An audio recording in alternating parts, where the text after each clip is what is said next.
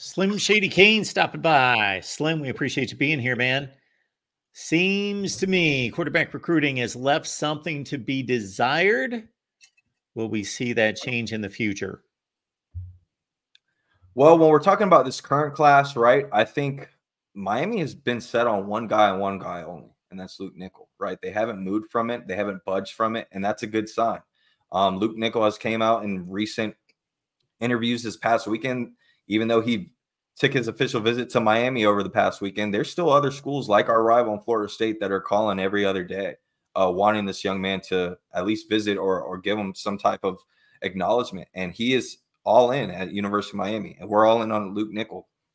So that goes to show you that we're committed to one guy. So as far as the quarterback room, I don't think anything's going to move or shake. I think the only opportunity that's going to be there is probably another transfer portal quarterback. As we've seen in this day and age of college football, if you could strike while the iron's hot and you got the good pieces around you and you just bring in a quarterback that could kind of just fill in that gap and just be the controller of everything else, we're going to see if that actually works this year with Cam Ward, right? We're going all in with a quarterback in him who decided to not go into the NFL draft and decided to come to University of Miami.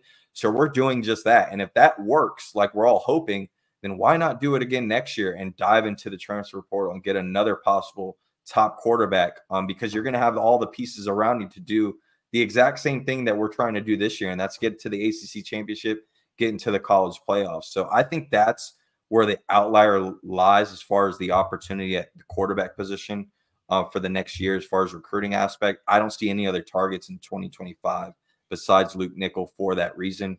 But when we talk about the next position group and the running back group, right, you already have a guy in Gerald Pringle Jr. from Armwood, who's one of the fastest players in the country, 100, 200 meter.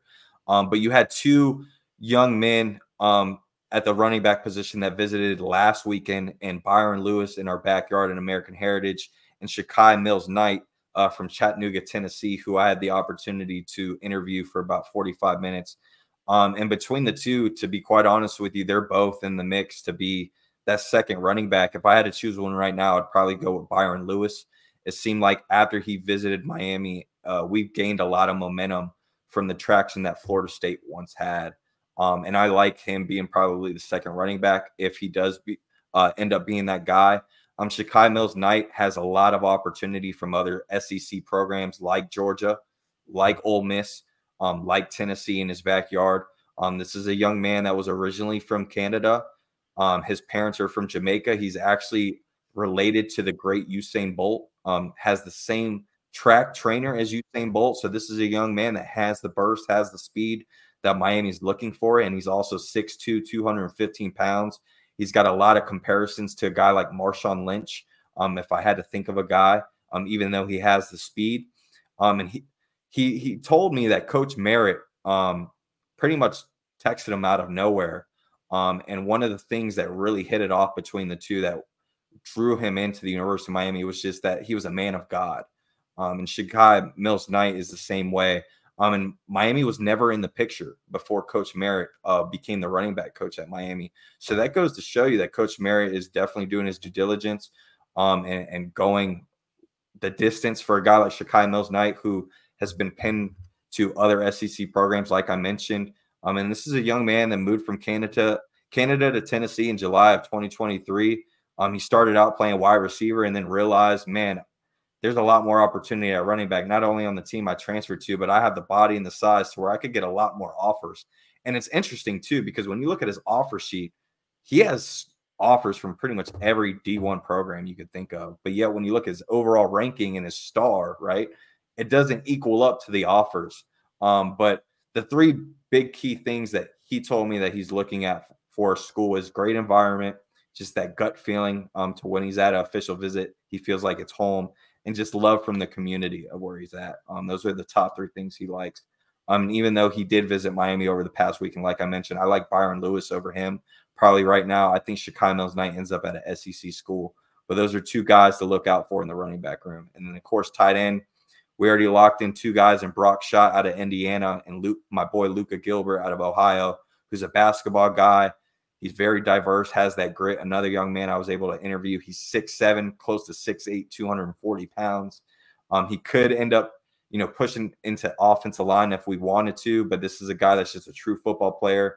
If Mario Cristobal had another son that we are recruiting right now as far as mentality, that's Luka Gilbert. And then Elias Williams was not only our top tight end target for us, but every other school. And again, Georgia, we bring up Georgia. He ended up committing to Georgia about a month or two ago. And then recently he shut down that recruitment. And I know Miami was probably the top school to try to steer him away from Georgia. So the fact that he shut down that recruitment, I think Brock Schott and Luka Gilbert are probably going to be your two tight ends this year unless something crazy happens to Georgia. Wide receiver room, we talked about it earlier, right? You got Jamie French and Vernell Brown, who are the top two wide receivers in the state of Florida and in the country. These are two guys that are going to be official visiting Miami tomorrow, I believe. It's one of those midweek visits. I know Miami and other, fan base like to troll, a midweek visit. Midweek visits don't really go well, right? Well, guess what?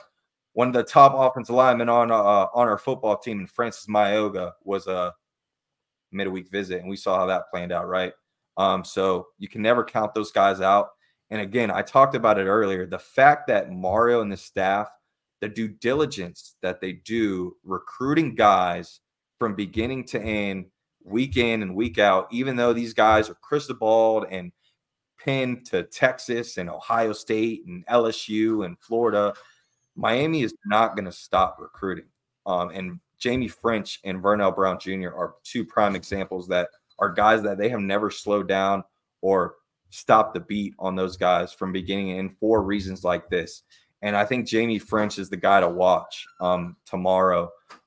It seems like anytime Jamie French has visited a school, that was the new top school to beat, right? It was LSU, then it was Texas, and he's going to be visiting Miami tomorrow. So let's see what happens, in the world of social media and some of these recruiting insiders of how they feel Jamie French visit went with Miami. Vernell Brown, him and French just had those new NIL Adidas deals. They were, I believe, the first high school athletes to get NIL deals, especially in the state of Florida. So shout out to those two guys. But I think Vernell Brown will end up being Ohio State-Florida battle. He's also visiting tomorrow, like I mentioned, both South Florida Express guys. But then you also got Tyler Williams, who visited this past weekend. Dallas Wilson, who was supposed to visit this weekend, ended up going into OT7 instead. That's going to be a name to watch because I know Dallas Wilson, who's currently committed to Oregon, there's been a lot of buzz the last couple months as far as him trending in Miami's direction. But the fact that he didn't take a visit that he was supposed to take, I watched that one very closely, along with Cortez Mills, who's been, pinned to a school like Clemson recently, had a recent visit to Clemson. And it seems like Clemson's the school to beat right now. But then again, Cortez Mills does have a visit to Miami June 21st. So between Cortez Mills, Dallas Wilson, even a guy like Joshua Moore from West Broward, who visited this past weekend, who I know Coach Kevin Beard really likes, I would look at Joshua Moore out of all the names that I just mentioned.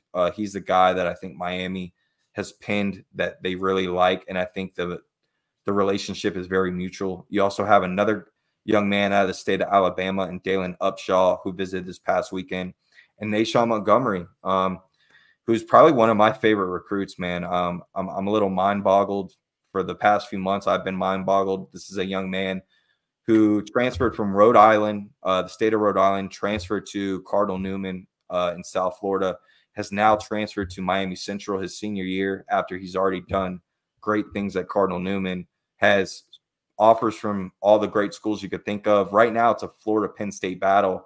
But once his senior year's played at Miami Central, I'm hoping Miami gets back in the mix because this is a young man that really wants to be at Miami, but we just haven't really gave him the attention that we want, and he's doing his thing on and off the football field. Anybody that follows the 7-on-7 circuits, he's probably the top guy for Raw right now. Anytime they need a big-time play, Nashawn Montgomery, play after play is getting the big-time yards and touchdowns. So Nashawn Montgomery is another guy as well that I like personally.